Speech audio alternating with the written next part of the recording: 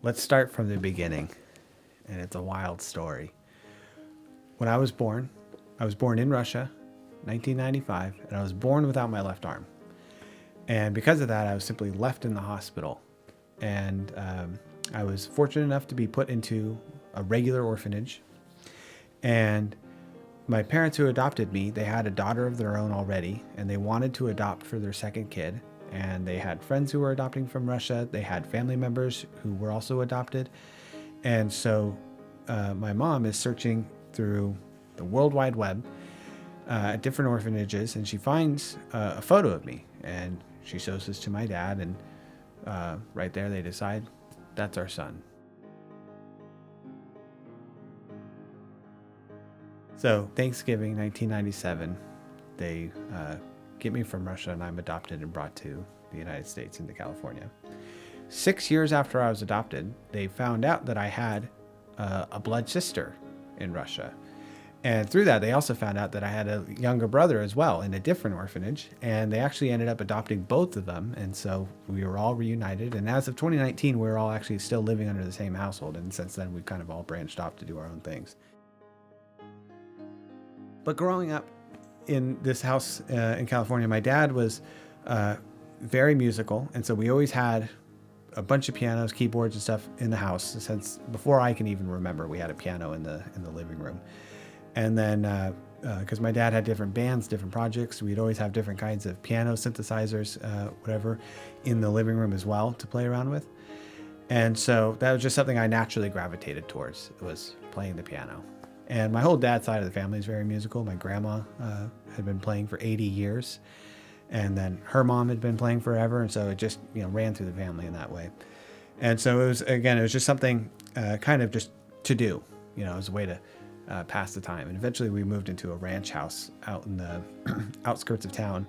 And so there really was not much else to do. And so I would just play the piano. And I never really knew how to play the piano. I didn't take lessons or anything. And I just kind of figured it out myself. And it wasn't like I want to figure out how to play chords or I want to figure out how to read music or anything. It was just, I want to, make something that sounds nice, a tone poem, if you will. And it really just started with these simple melodies.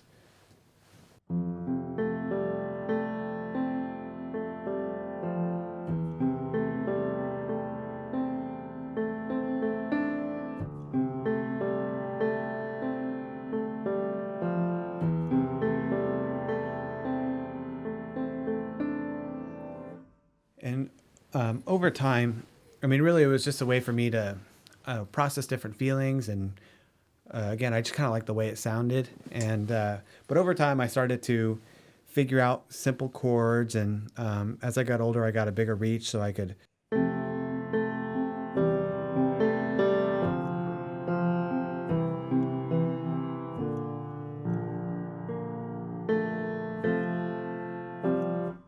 start expanding on that. But eventually, I figured out to start using my foot.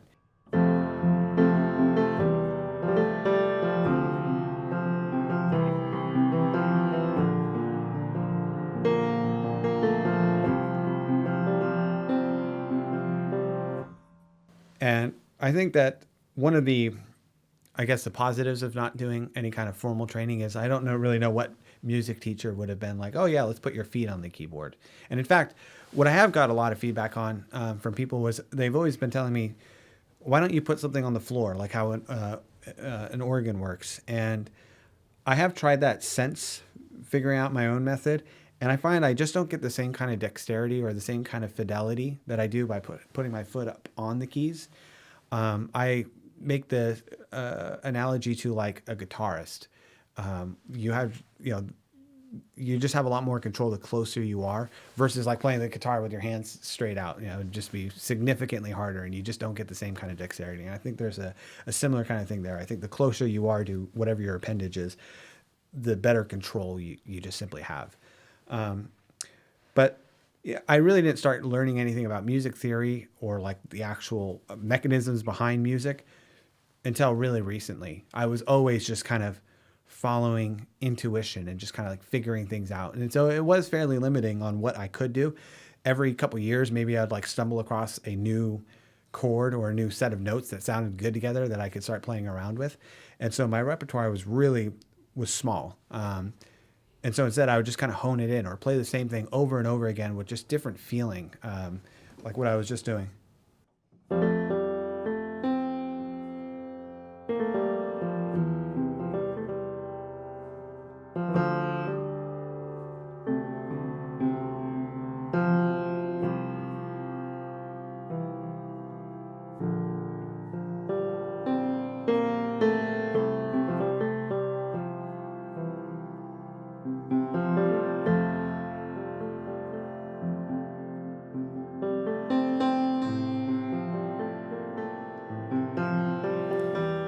Anyway, I was figuring out the, I guess, the feel and the emotion before I was figuring out any of the theory or like the mechanics of the piano.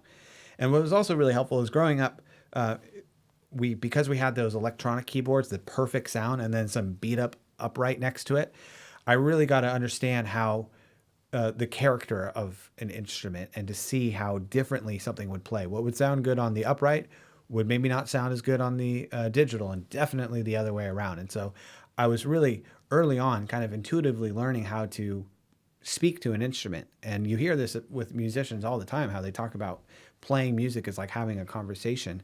And before I was really even into music at the time, I was learning that skill, that craft. And definitely when I was younger, I was really philosophical and like spiritual in nature. When it came to stuff like that, I would really personify that kind of stuff. I mean, this was not just a set of black and white buttons to push. I mean, this was something to, this would be how I emoted. This is how, I would cry. I would, that kind of stuff.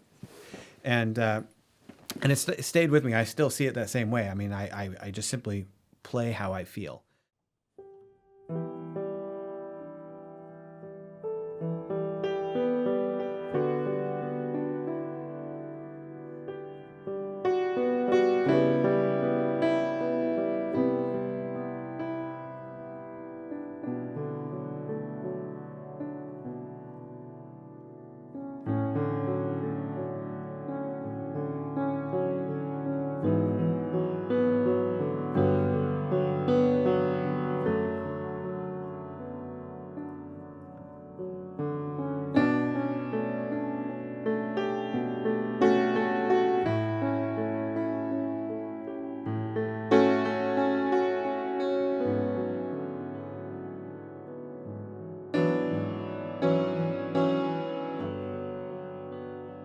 It was really important for me to lower the barrier of entry to just start playing, because I realized the more I played, the better I got.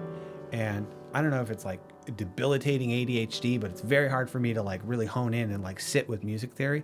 I've been a lot better about it recently because I feel that skill is just kind of a necessity at this point.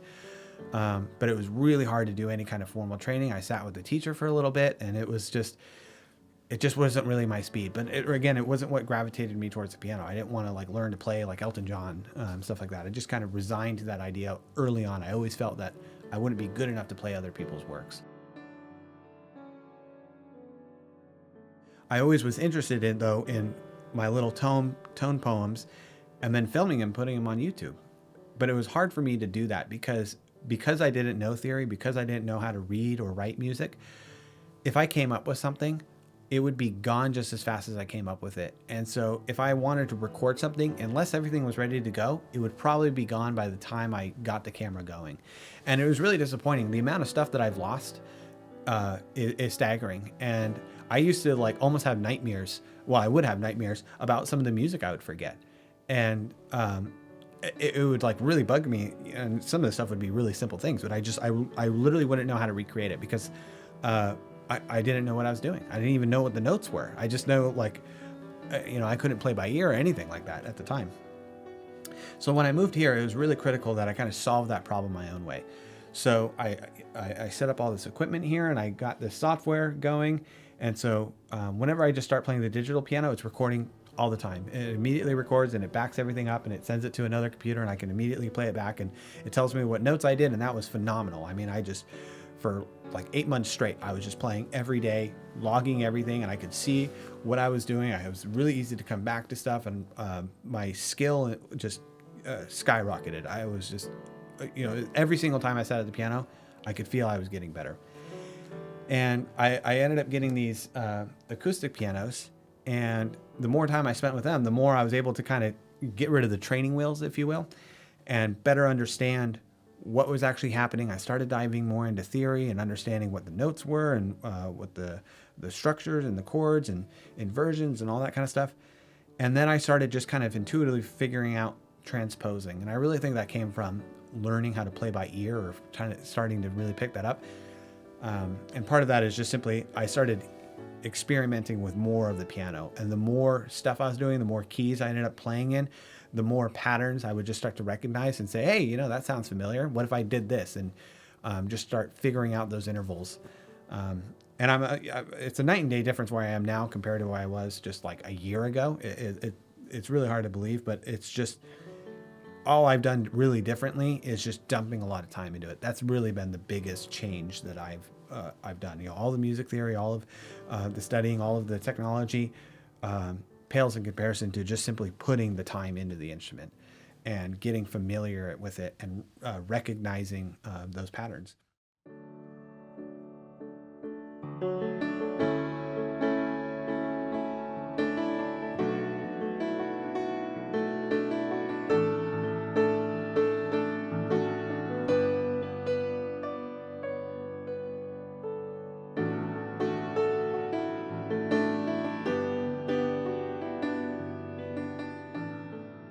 For a long time, I really hid that I played the piano. I only played when there was nobody around, and I didn't want to play in public or anything like that. And part of it was because I felt that if anybody saw me playing, they would just say, oh, that's good for somebody with one hand. And that really turned me off from wanting to do anything publicly. I was always really self-conscious about that kind of thing. And it wasn't until I started like interacting and hanging out with other musicians that would give me feedback and say like, wow, that's really good stuff, or what are you doing there? That started to really change my mind on how I felt about that kind of stuff. And in fact, Alan Satchwell was one of those people who was telling me, what you're doing is great. Like, and in fact, he told me at one point when I was telling him I was doing these piano lessons and I was having some trouble with it, he was like, if it takes away from anything that you're doing, don't bother, because you don't want to lose like this raw talent, this raw skill that you're playing with. Part of it is just because it's just so far out of left field that you're not bound by this traditional structure. But that kind of stuff was very impactful. And the more I started talking to some of these musicians, I realized every musician goes through this kind of self-consciousness. It's part of the whole impetus of my Spotlight channel, is to capture that kind of thing, and showcase this outrageous talent paired with these people who say, oh, am I really a musician? I don't know. I mean, it's phenomenal to me to see these people who just blow my mind musically, and then hear them say the words, oh, I don't know if I would classify myself as a musician, or to say things like, I don't really care for theory, or what am I doing? I don't even think about it. I just do it. Like that kind of stuff was like so crazy to me. And there was such this mystery of music. And then just like suddenly, wow, I'm able to play some of these complex pieces, and, I can break it down after the fact, but I don't have to think about how I'm doing it. I don't, I just kind of know. And it just came from dumping a lot of time into the instrument. Serenity is a piece that I did what I described as playing the geography of the piano. I wanted to write a piece specifically about grief. And it was like, okay, well, what does grief sound like? And I just, I knew I wanted some kind of sus chord. At the time I was, just even learning what the term is, but I knew that, these, that kind of stuff. I knew I wanted that kind of dissonance. And I ended up on this chord right here. And it was like that's exactly where it needs to be. And then also because I'm looking at the geography, I'm looking at this more of almost like a math problem at the time. I wanted to be I wanted to be very symmetrical. So, and then I wanted to space it out. And then I knew I wanted to end this phrase back on this dissonance. So instead of here, there. And as this kind of piece evolved, it's kind of morbid, but I wanted this intro that was almost like this personification of like falling off a bridge. This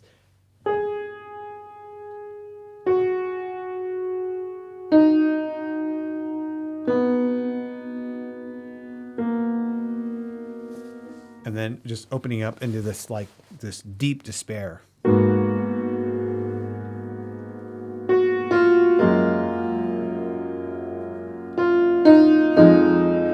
And we almost sound like we're resolving here.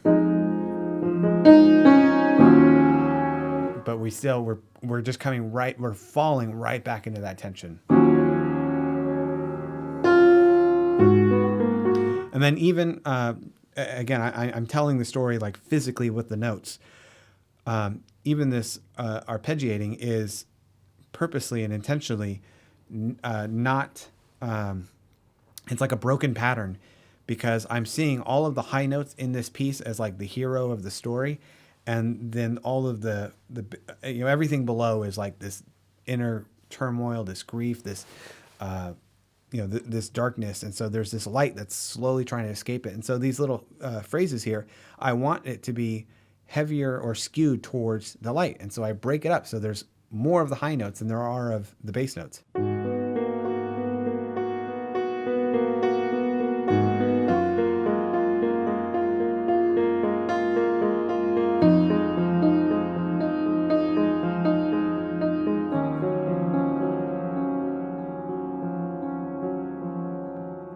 And then when we get into this part, we build a lot of tension, and we can watch this hero of the story, this light, slowly make its way out of the darkness. And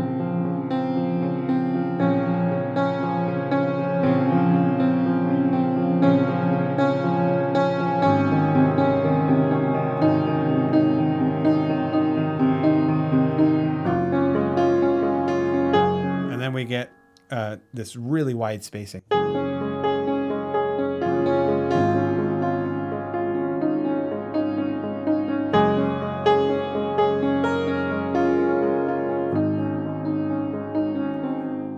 And then as we start to close the song, I wanted to find a way to personify content. And what does content sound like? Well, it sounds like this.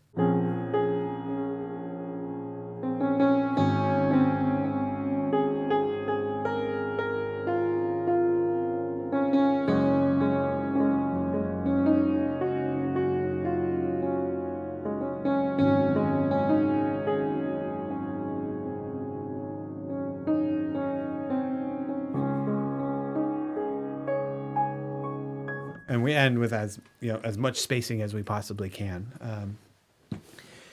And that was really just how I was writing music at the time. Just historically, it was always that kind of like, I'm telling a story in my head, and it's like, what are the keys?